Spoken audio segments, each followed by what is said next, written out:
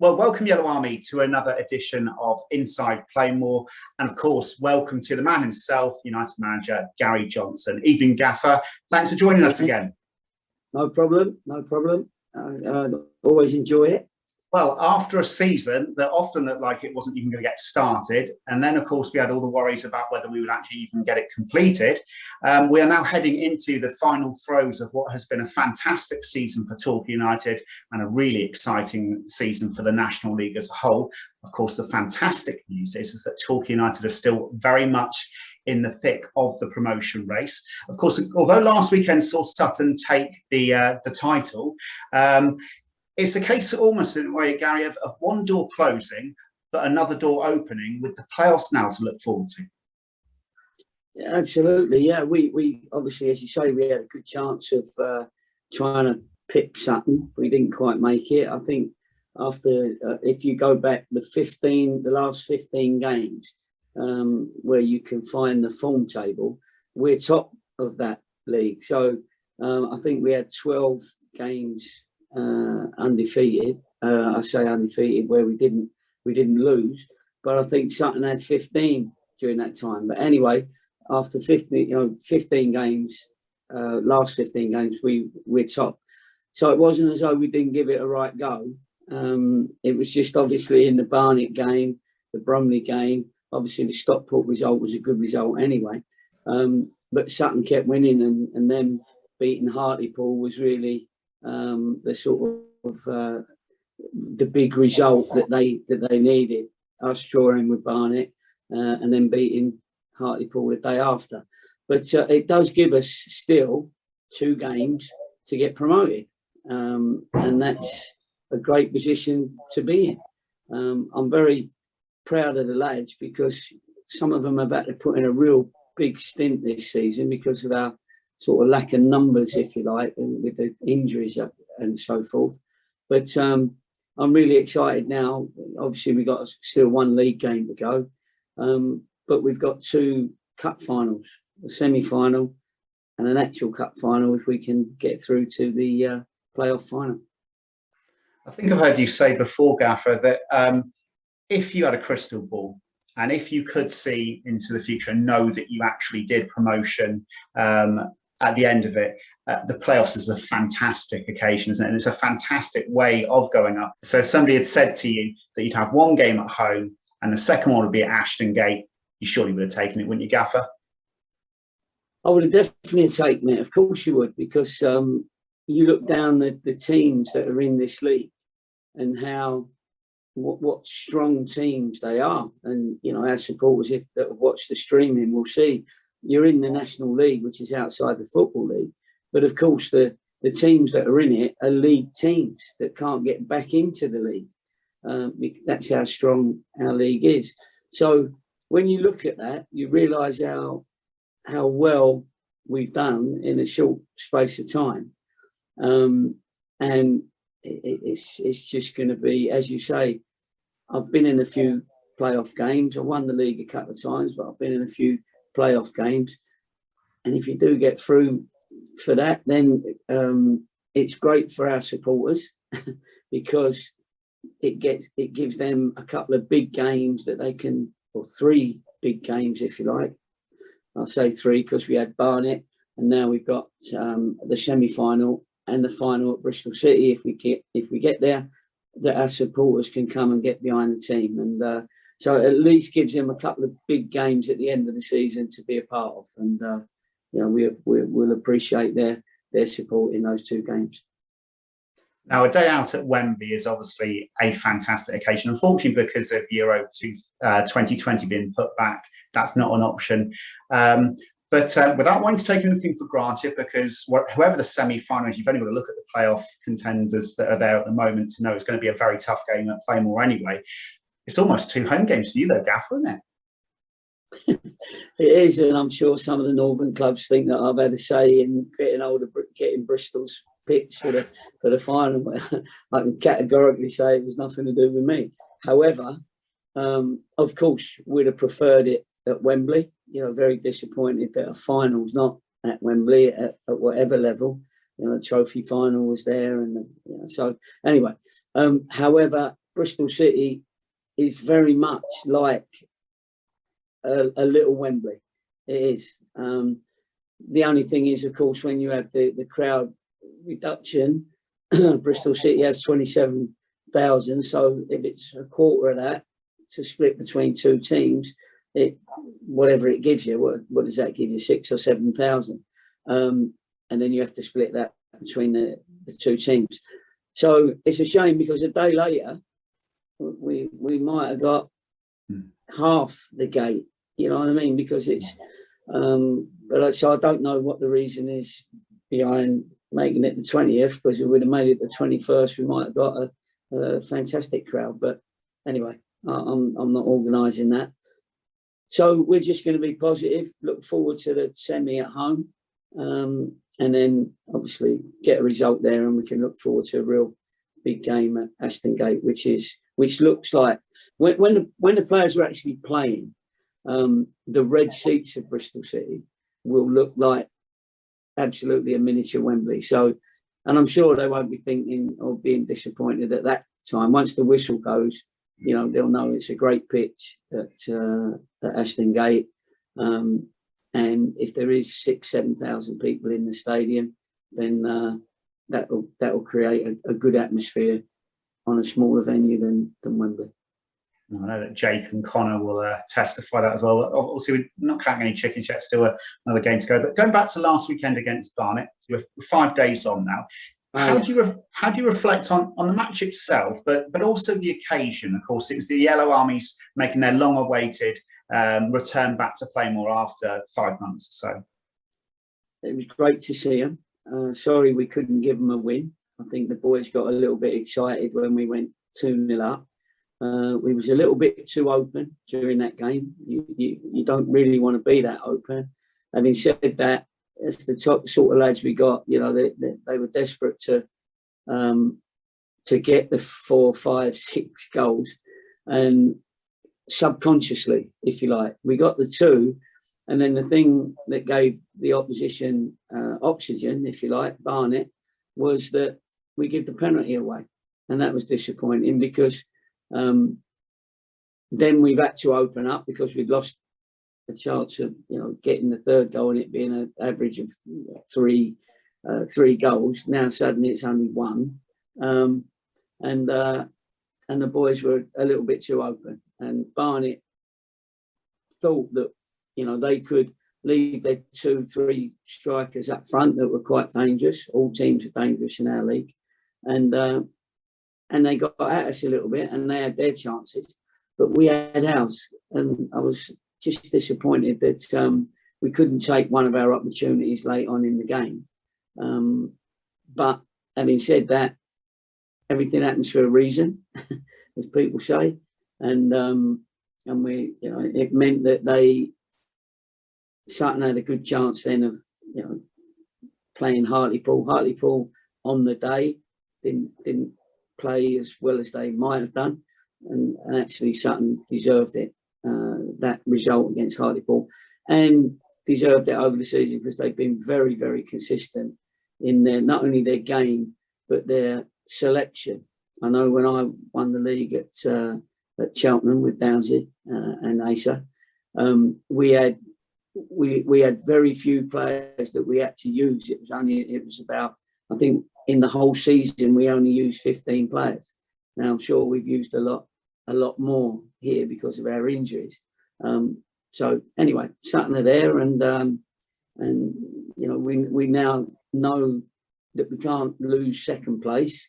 It's still a great effort to be second in this league, and I think our boys are up for the fight. You know, they were disappointed with themselves against Barnet, so we've had to do a little bit of work. We've had you know, we've got a couple of weeks between that game and the semi-final, with obviously Altrincham at the moment. So, you know, we'll be working on a few things anyway, all over the couple of weeks, and obviously looking forward to having another game against Altrincham, albeit a long old trip up north. I was going to ask you, Gaffer, how training had been this week, because obviously if you put the disappointment of not getting the win on Saturday to one side from it, the way the results went, it just illustrated the National League, perfectly, didn't it? Stockport getting a draw with Woking at home. And then on the Tuesday night, Barnet, who we drew with, go and beat Maidenhead 2-0. To actually get a second spot in a division like this is a fantastic achievement. So what's the vibe been like in training this week since? Well, they know that I was disappointed with the game against Barnet, so I wasn't their best friend, at the end of the game. But they know me well, I know them well, and we always recover from a bit of adversity, which is why we did end up, challenging right till the last couple of games, and obviously still in the promotion race with the playoffs. The lads are very good at understanding me. They know that I'm never going to act. So if I'm angry, I'm angry. If I'm happy, I'm happy. I don't go in and think, well, I can't be angry today because I don't want to upset them because we've got some big games coming up. So it doesn't take long before we all get back together. The first training session, we'll have a chat about the game that we're disappointed with. We'll ask for their views, what went well, what didn't go so well. Which ones have you put your hands up if you felt that you produced your best game and nobody put their hand up in that particular game? Okay, so we've got a bit of work to do to make sure we get it right at the right time when we need to. And the lads then from there on in, once we've reviewed it and we've got over that initial disappointment, we then go full tilt for the next game or the next group of training sessions to make sure we get back to our highest standard. And that's important to the lads, and obviously it's important to us. You just said there, Gaffer, that obviously you're very honest with them, and they are an honest bunch of players. You could see the disappointment on their faces at the final whistle. But the one good thing is that obviously I think I'm right in saying that in your first season at Yeovil, so it was a fair way away, but not, we certainly remember it, is that you only had the champions that went up. There were no playoffs. So if you didn't win the league, that was it. Whereas your team can now harness that disappointment and say, okay, let's go again. We've got another shot. And obviously the playoffs in the National League, second place does give you that advantage, doesn't it? Because you skip around. It's a big advantage for the second and third place teams because you've got one game less to play. Obviously the teams that are fourth and fifth and sixth, fourth and seventh, they've got to play a preliminary game before they then have to go away to the second and third team. So we have two games, they've got to play three games, and one of them's got to be away. Well, two of them's got to be away for a couple of the teams, which if they come through that, then they've done well. But it is a long time between these games. We've got 2 weeks between before we play in the semi-final, and then you've got another week at the end of June before you play the final. So you really have got to keep the players' minds active. You've got to have a little bit of variety chucked in there. You can't sort of do organisation and strategy and principle and every day. You know what I mean? It'll go over their head. So you've got to judge it and time it to be a crescendo for the time you play the actual playoff games. And so we have to work out an itinerary for the boys. And as you say, they're great lads.